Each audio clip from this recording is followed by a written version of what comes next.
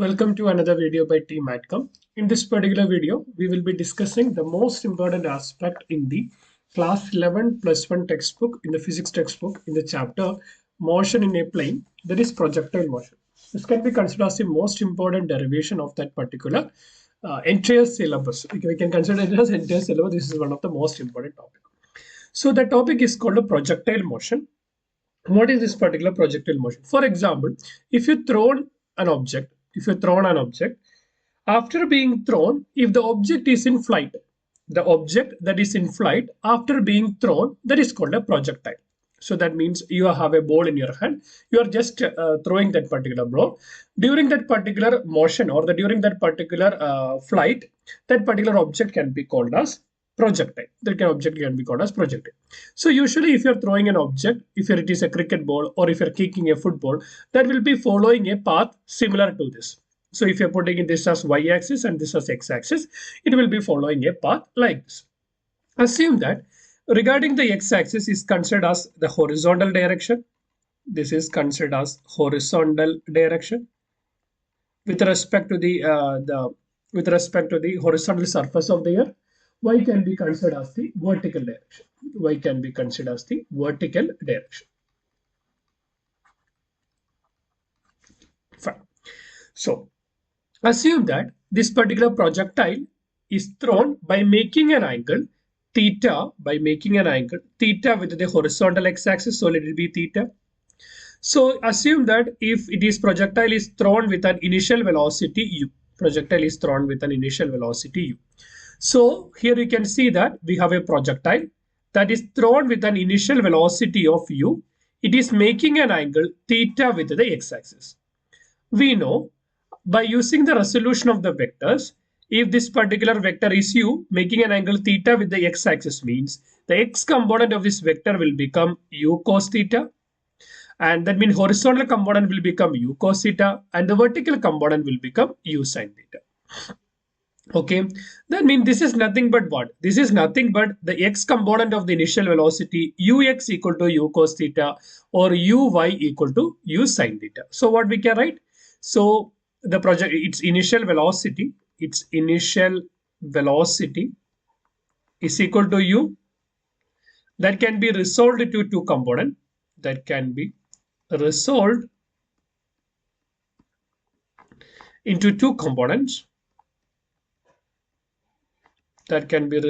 into two components. That is ux and uy. This is equal to ux as well as uy. Ux is equal to u cos theta and uy is equal to u sin theta. That means initial velocity can be resolved into two components, ux and uy. When you're seeing this particular object, due to acceleration due to gravity, we know that acceleration due to gravity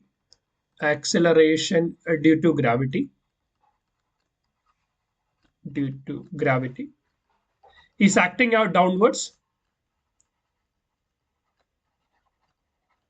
Since acceleration due to gravity is acting downward, that is in the negative y-axis direction, so we can take it as only the acceleration due to gravity is acting, that is in negative y-axis direction. We know that acceleration due to gravity having a value of g. So when you are considering the unit vector along the y-axis is called j cap. So we have three unit vectors, I cap, j cap and k cap.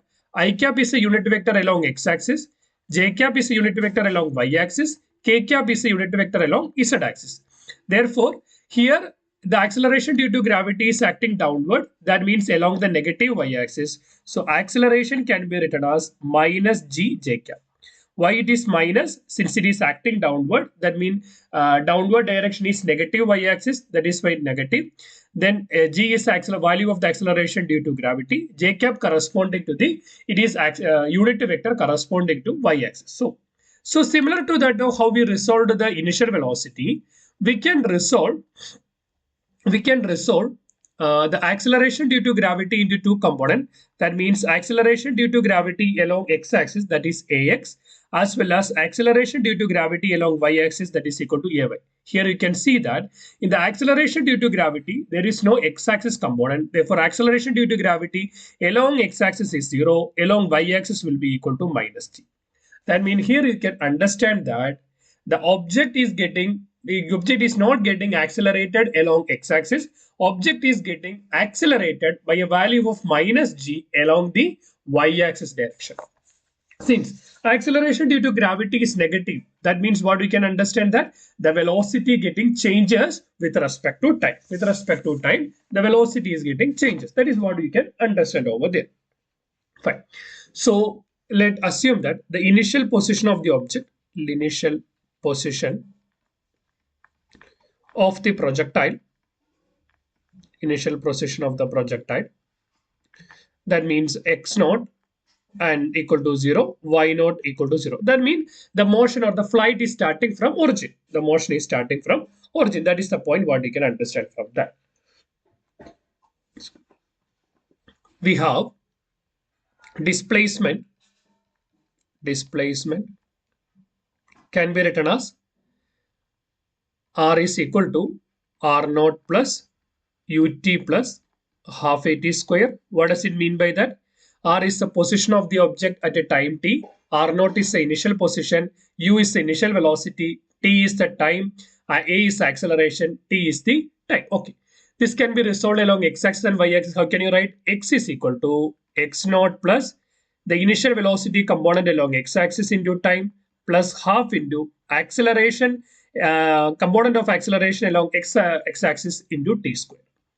We know that x naught equal to 0 and acceleration component along x-axis equal to 0. We can substitute it. That is x is equal to 0 plus what is ux? Ux is u cos theta into t plus half into what is the component of acceleration along x-axis, that is equal to 0 into t square. Therefore, x will become, that means the displacement along x-axis, that is equal to u cos theta into t. So let it be equation number 1. X is equal to u cos theta into t. Let it be equation number 1. In the same way, the position can be resolved into y component also. Y is equal to y naught plus uy into t plus half into ay into t. We know that y naught equal to 0 plus what is uy? Uy is u sin theta. So you can substitute. So you can substitute uy equal to u sin theta into t plus half into what is ay value? Minus g. So t square is a minus g t square. So that is equal to u sin theta into t minus gt square by 2 minus gt square by 2. Done. So y is equal to u sin theta into t minus gt square by 2. Done. So we got so let it be equation number 2. Done. Fine. So the same way, if you want to calculate velocity at a time, velocity at a time t, that is v is equal to u plus at, that can be resolved into two components, x component and y component. That means vx is equal to ux plus ax into t. That means what is the value of ux? That is u cos theta. U cos theta. What is ax? Ax is 0 into t. That means x component of velocity at a time t is equal to u cos theta. Let it be equation number 3. In the same way, vy is equal to uy plus ay into t. What is uy? Uy is equal to u sin theta minus gt. So vy is equal to u sin theta minus g. Let it be equation number 4. So here you can see that the x component of velocity does not change with the time, but y component of velocity changes with the time. X component of velocity does not change with the time, but y component of velocity changes with the time. Okay, done. That you can understand. So if you come back to the graph, you can see that in the starting point, we have a u. So this is equal to what I can say x component, that is this is ux. and resolve to this is equal to uy. As the time proceed, if the time is this, so this is equal to Vx. What is Vx? Vx is nothing but equal to u sine theta, sorry, u cos theta. Vx is nothing but equal to u cos theta. So we can write it as Vx is equal to u cos theta. U cos theta is nothing but equal to ux. But when you're considering y component Vy is equal to u sine theta minus gt. That means with respect to time, the velocity is getting changed from u sine theta by a factor of gt. So that means in this particular part, acceleration, it is getting deaccelerated. Why it is getting deaccelerated? Acceleration is acting downwards and the body is going upwards. So the motion is in the opposite direction to that of the direction at which the acceleration is acting. So that means when it go up, it reaches a point. Where the y component of velocity becomes zero. This is the point where the y component of velocity becomes zero. At that time also the x component will be there, but there is no change. This x component will be Vx will be equal to Ux will be equal to u cos theta. When it is coming downwards, at that particular time also, there will be x component, that is Vx, without any change, but the y component will be acting downwards. Done. And this is what you need to understand regarding this particular graph. Okay. So we have 4 equations in our hand. So by using these equations, we need to derive some more expressions. So from Vy is equal to u sine theta minus gt. So if you consider at maximum height,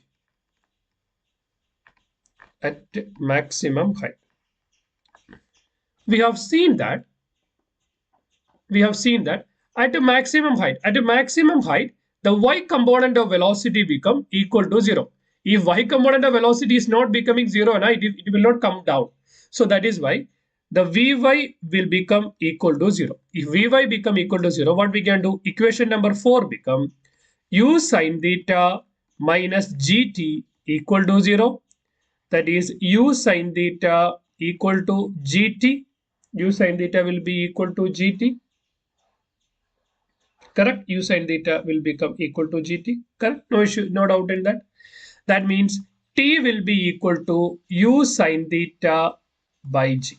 T will be equal to u sine theta by g. That means what is that? Time to attain maximum height. Time to attain the maximum height, that is equal to t will be equal to u sine theta by g. So let me give it a Tm, time to attain maximum height. Tm will be equal to u sine theta divided by g. Done. So this is the one expression you can derive. Let it be equation number 5. From equation number 1, we have x is equal to u cos theta into t. Equation number 1, we have x is equal to u cos theta into t. That means t can be written as x by u cos theta. T can be written as x by u cos theta. So we have equation number 2. That is y is equal to, that is displacement along y axis, y is equal to u sine theta into t minus gt square by 2. So y is equal to u sine theta into t minus gt square by 2. Correct? Just cross it. Yeah, u sine theta into t minus gt square. So here we have an expression, that means equation number 6 for time. That means if you substitute equation number 6 in equation number 1, equation number 6 in equation number 2 implies y is equal to u sine theta into what for t? Can write it as x upon u cos theta minus g by 2 into t square. What is t? T is x upon u cos theta the whole square. Here you can cancel u and u. Sin theta by cos theta, that is equal to tan theta. that is x tan theta equal to minus g x square minus, sorry, for 2 on, I made a mistake, please correct it, g by 2, see, g by 2, x square upon 2u square cos square theta. So what you will be getting? You will be getting y is equal to x tan theta minus gx square divided by 2 into u cos theta the whole square. The thing is that this is an equation of a parabola. This is an equation of a parabola. Since this is an equation of a parabola, we can say that projectile follows parabolic path. Since it is an equation of the parabola, we can say that projectile follows parabolic path. Projectile follows parabolic path. Okay, so we can mark this equation as equation number 7. Mark this equation as equation number 7. So what we did, we find out the equation of the parabola. We find out the time to attain the maximum height. So time to attain the maximum height. Therefore, here you can understand time to attain the maximum height is u sin theta by g means. So for a projectile from here to here is called the time to attain the maximum height. So the total time of flight will be nothing but the twice of that of the time to attain the maximum height. Correct? Time to attain maximum height is a time to reach at this particular point. That means time to reach at this particular point will be 2 times as that of the time to attain the maximum height. So what we can write? So we can write it as the time of flight, the time of flight will be equal to 2 times the time to attain maximum height, time to attain maximum height. What is the time to attain maximum height? Time to attain maximum height is u sin theta by g. So you can substitute that. So that is time of flight will be equal to 2 into u sin theta by g. That is equal to 2u sin theta by g. 2u sin theta by g. 2u sin theta by g, that is equal to equation number 8. So we have derived the next expression also. Derived the next expression also. Now we need to find out a term called a range. What do you mean by range? Range is the vertical displacement. That means if you are thrown a ball, how much distance it will go. That is called a range. So what can be given for range? Range is nothing but displacement along x-axis.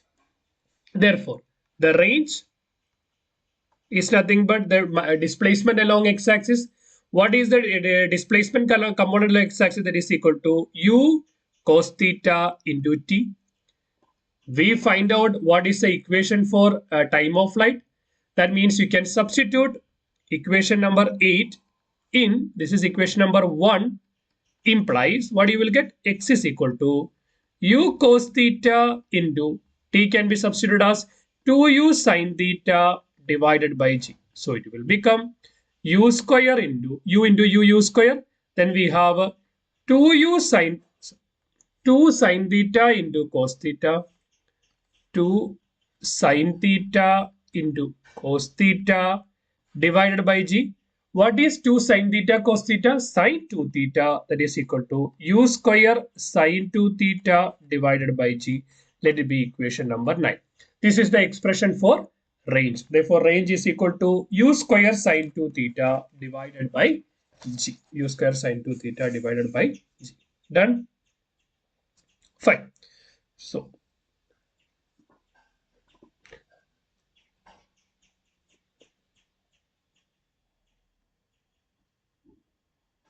now we need to find out one more term. The last term what we need to derive now, that is called what is the maximum height. That means what is the height it is going to attain, maximum height it is going to attain. So the height it is attaining is nothing but called the maximum displacement along y-axis. So what is the equation for displacement along y-axis? The displacement along y-axis can be written as y is equal to, that means is equal to x into tan theta minus gx square upon 2u cos theta the whole square. This is the expression what we are having. Here, maximum height will be the maximum displacement along y-axis. Maximum displacement along y-axis. We know that what is x? What is x? What is the value of x at this particular point? What is the value of x at this particular point? See, this is basically the half of the range. See, from this point to this point is the range. At the middle of that, that is going to be the half of the range. Correct? That is going to be the half of the range. So what is the x component value at maximum velocity? Therefore, x component, x will be equal to u square sine 2 theta divided by 2g. If you have a doubt, let me explain once again. The thing is that the maximum horizontal displacement is called a range. At the maximum height, that is at this particular point, the horizontal displacement or displacement along x-axis will be half of that. So we have already derived the expression for range, that is equal to u square sine 2 theta divided by g, sine 2 theta by g. So half of it will become u square sine 2 theta divided by 2g, u square sine 2 theta divided by 2g. So we can substitute in this particular equation. What is x? X is equal to u square sine 2 theta. We can simplify sine 2 theta into u square 2 sine theta into cos theta divided by 2g into what is tan theta? Tan theta is sine theta by cos theta minus g divided by 2u square cos square theta into what is x square? X square will become u square into 2 sine theta cos theta divided by 2g the whole square. Correct? Because x is there, we have substituted for x square. So you will be getting 2 and 2 will get cancelled. This cos theta and cos theta will get cancelled. You will get u square sine square theta divided by g minus, here you can see that g into u square the whole square, u raised to 4, 2 and 2 will get cancelled, u square sine square theta cos square theta divided by 2u square cos square theta into g square. See, u square u raised to 4, sine theta the square sine square theta, cos theta the square cos square theta, 2u square cos square theta into g square. Here you can cancel cos square theta, u square and u raised to 4 you will get u square, g and g will get cancelled, remaining g is there. So what you will be having? U square sine square theta divided by g minus u square sine square theta divided by 2g. So from this you can take u square sine square theta by g outside, u square sine square theta by g outside. Remaining we have 1 minus 1 by 2. 1 minus 1 by 2 is 1 by 2, that is equal to u square sine square theta divided by 2g. So that is the what I can say expression for maximum height. So the maximum height, that means maximum vertical displacement equal to u square sine square theta divided by 2g. So we derived all the expression. We derive expression for range, maximum height, time of flight, the time which is required for the maximum height, all these things we derive. Now we have the range is equal to u square sine 2 theta divided by g. We need to find out maximum range. We know that here there is a trigonometric function, that is sine. Maximum value for sine is 1. Correct? The maximum value of sine, because g is a constant, initial velocity is a constant. There is only variable that is called sine 2 theta. R can become maximum only when sine 2 theta is maximum. You are throwing a ball at 20 km per hour. That particular case, what we can say, initial velocity is a constant. Acceleration due to gravity is a constant. Only the thing what we can change is the what I can say, that particular sine 2 theta value. The maximum value of sine 2 theta equal to 1, because sine theta value varies from minus 1 to plus 1. Maximum value is 1.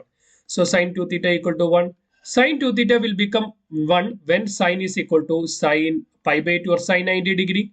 That means 2 theta is equal to pi by 2 or theta is equal to pi by 4. So what is this pi by 4? Nothing but equal to 45 degree. That means if you have projected an object by making an angle 45 degree with the x-axis, you will be getting the maximum range. So we have derived all the expression that which is required for calculating all these aspects. Hope the video is useful. If you need any clarification, do let us know in the comment section. As a token of gratitude, please like this particular video, share with your friends, subscribe to our channel. Keep watching, keep learning. Thanks for watching. Bye.